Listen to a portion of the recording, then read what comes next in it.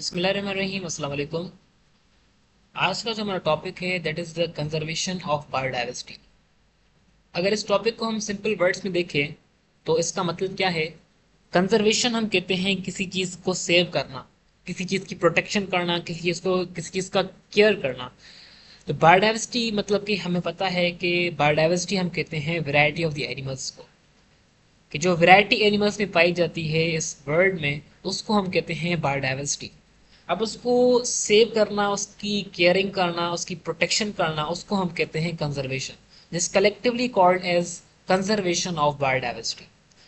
अब यहाँ पर पाकिस्तान जो हमारा कंट्री है उसमें जियोलॉजिकल स्ट्रक्चर्स के हिसाब से बहुत सारी प्लेसेस हैं, जिसका जिस जियोग्राफी ऑफ पाकिस्तान को हमने नाम दिया है blend of landscape. What we call it blend of landscape, जिसमें हमारे पास plains, desert, Sahara, forest, hills, plateaus, ये सारे के सारे आ जाते हैं। उसके अलावा कोस्टल एरियाज हैं, साहली इलाके, अरबियन सी है हमारे पास, माउंटेन्स है, Karakoram range north of the Pakistan में। ये सारे के सारे ये जियोग्राफिकल रीजन्स हैं पाकिस्तान के, जिसके हिसाब से हमारे जियोग्राफिकल रीजन के हिसाब से हमारी डिफरेंट डिफरेंट स्पीशीज यहाँ पर पाई जाती हैं। अब उनको सेव करने का जो अमल है उसको हम कहते हैं conservation, conservation of biodiversity. What we call it conservation of biodiversity.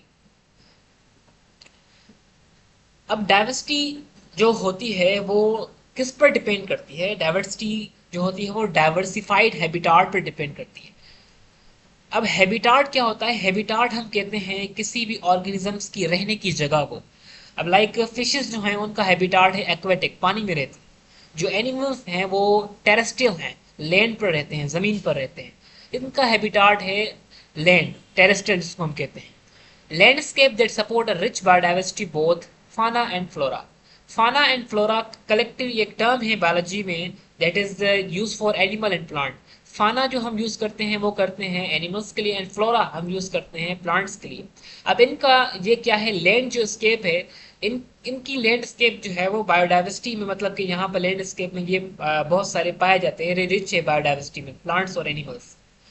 Arid semi-arid regions covering almost 80% of the total land area of the country, significant portion of the country biodiversity। Arid और semi arid जो regions हैं वो 80% जो area है वो cover करते हैं biodiversity का। During the last 2 to 3 decades, a number of animals and plant species have become threatened or endangered, mainly due to the over exploitation। अब हमारे पास अब स्पीशीज जो हैं वो मतलब कि डेंजर हो रही हैं, उनको थ्रेटन है, खतरा है उनकी आइडेंटिटी को, उनकी मतलब कि वो उनकी पहचान को, वो उनकी जो बेसिकली एग्जिस्टेंस है उसको खतरा है। अब उसकी एग्जिस्टेंस को खतरा क्यों है?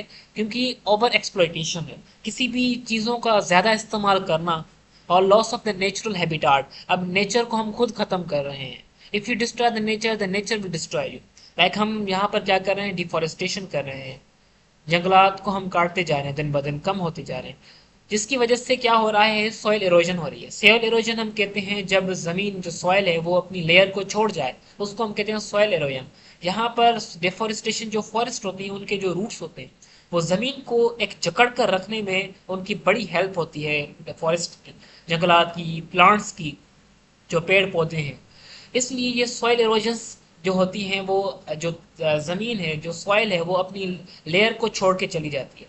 अब वो जिसे छोड़ेगी तो फिर अर्थ को इसके जो चांसेस होते हैं वो बढ़ जाते हैं। इसलिए डिफॉरेस्टेशन से बहुत ज़्यादा खतरा है स्पीशीज़ को, और उसके अलावा हमारी दुनिया को भी, बर्ड को भी। और उसके अलावा सेलिनिटी है, water logging are posing major threats to the remaining biodiversity of the country. The continuing loss of forest habitat with its associated fauna and flora।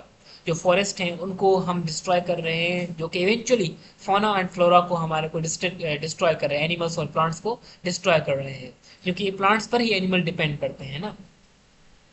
Implication for the nation's other national agriculture ecosystem to overcome all these problems, biodiversity should be paid attention in order to save organisms from endangered। Endangered word हम use करते हैं तब जब कोई species खतरे में हो, उसकी एग्जिस्टेंस को खतरा हो, उसको हम कहते हैं इंडेंजर्ड। अब आज के जो ज़माने में जो स्पीशीज़ हैं वो आहिस्ता आहिस्ता ख़त्म होती जा रही हैं, जिसको हम वर्ड यूज़ करते हैं एक्सटेंट, वो एक्सटेंट होती जा रही हैं। इसलिए क्यों? क्योंकि हम खुद ही उनको डिस्ट्रॉय कर रहे हैं, डिफॉरेस्टेशन करके, ओवर एक्सप्लॉयटेशन करके, अपने नेचुरल हैबिटाट को डिस्ट्रॉय करके, जिसकी वजह से सॉइल इरोजन्स होती हैं। अब यहाँ पर कंजर्वेशन जो है वो इसका सिंपली मतलब बताया गया है, जो कि मैं आपको बता चुका हूँ। इसका मतलब है कि conservation is simply is caring, saving the species inhabit on earth from danger. जो कि स्पीशीज डेंजर में है, खतरे में है, उनको सेव करना is called as conservation simply. अब रीजन क्या है, हम कंजर्वेशन कर क्यों रहे हैं? इसके बड़े रीजन है। क्यों? क्योंकि बायोडाइवर्सिटी हम पहले भी पढ़ के आए हैं बायोडाइवर्सिटी की इंपॉर्टेंस में, कि बायोडाइवर्सिटी से हमें बहुत सारे डिफरेंट डिफरेंट प्रोडक्ट्स मिलते हैं, जैसे मेडिसिन हैं, और उसके अलावा अदर ड्रग्स वगैरह हैं जो कि जिनको हम अपनी हेल्थ की केयर के लिए यूज़ करते हैं, क्योरिंग पर्पस के लिए यूज़ करते हैं। ये बायोडाइवर्सिटी हमें बहुत सारे, मतलब जैसे वुड है हमारे पास, वुड, और उसके अलावा फ्लोरा जो प्लांट्स हैं हमारे पास, वो एनिमल्स के लिए ईटिंग पर्पस के लिए यूज़ करते हैं, जो फूड चेन को चलाते हैं। लाइक प्राइमरी कंज्यूमर्स, जो प्रोड्यूसर्स हैं वो प्रोड्यूस करेंगे, फिर प्राइमरी कंज्यूमर प्रोड्यूसर पर डिपेंड करते हैं, देन सेकेंडरी कंज्यूमर्स, टर्शरी, इसके बाद ये जो है एक दूसरे पर डिपेंड करते हैं। ये साइकिल चलती है एक किस्म की, फूड चेन जिसको हम कहते हैं। इसलिए बायोडाइवर्सिटी की बड़ी इंपॉर्टेंस है। अगर इसको हम डिस्ट्रॉय करेंगे तो इवेंचुअली हम खुद को डिस्ट्रॉय करें, खुद के वर्ल्ड को डिस्ट्रॉय कर रहे हैं। इसलिए इसको रीजन यही है कि इसका सेव करना, बायोडाइवर्सिटी का, खुद को ही सेव कर रहे हैं। Biologists warn that global ecosystem would be collapsed if biodiversity continue to reduce at the same rate.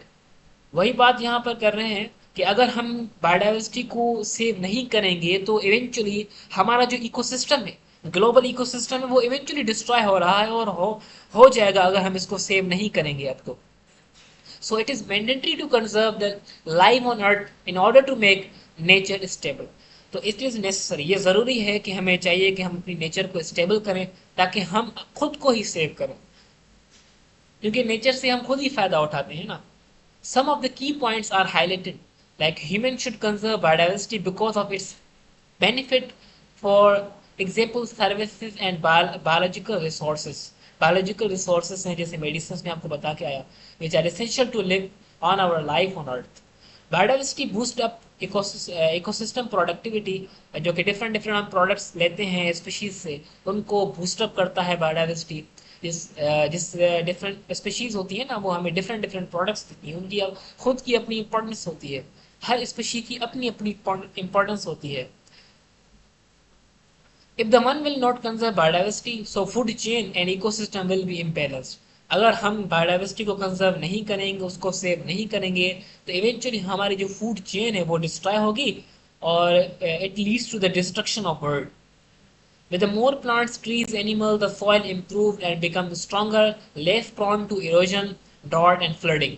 अब हम ट्रीज, जो हमारे पास पेड़ पौधे हैं, वो अगर हम ज़्यादा लगाएंगे तो सॉइल इरोजन्स के चांसेस कम होंगे, और सॉइल इरोजन्स के चांसेस कम होंगे तो हमारे पास जो फ्लड है, जो फ्लड आती है, उसके चांसेस कम होंगे, अर्थक्वेक्स के चांसेस कम होंगे। सो इवेंचुअली बायोडाइवर्सिटी जो है वो बहुत ज़्यादा इंपॉर्टेंस रखती है। हमें चाहिए कि हम बायोडाइवर्सिटी को कंजर्व करने के लिए कुछ न कुछ इकदाम लाएं, ताकि हम अपनी नेचर को सेव कर पाएँ।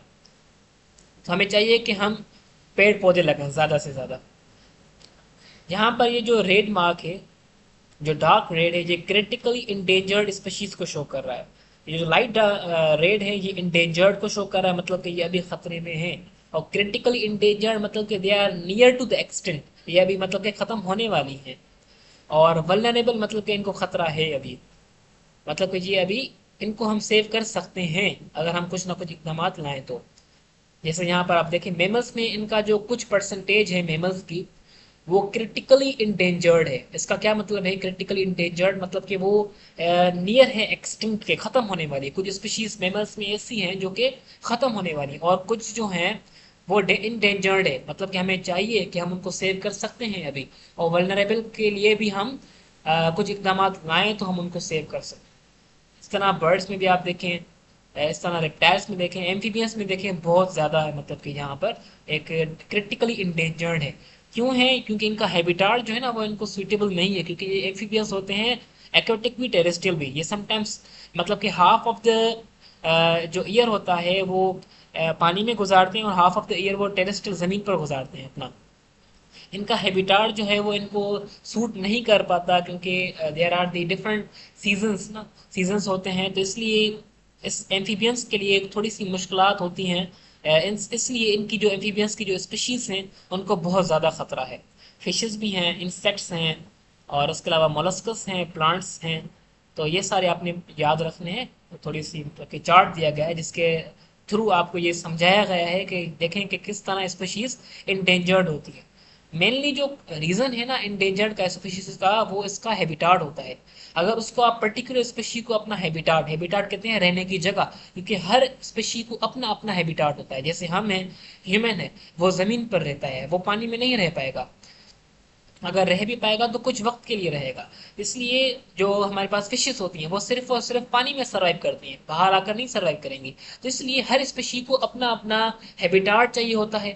अगर हम उस पर्टिकुलर स्पेशी को अपना हैबिटाट नहीं देंगे तो वो हो जाएगी, वो एक्सटिंक्ट हो जाएगी, वो नियर टू एक्सटिंक्ट हो जाएगी। वो मतलब कि वो उनकी जो तादाद है वो ख़त्म होती जाएगी।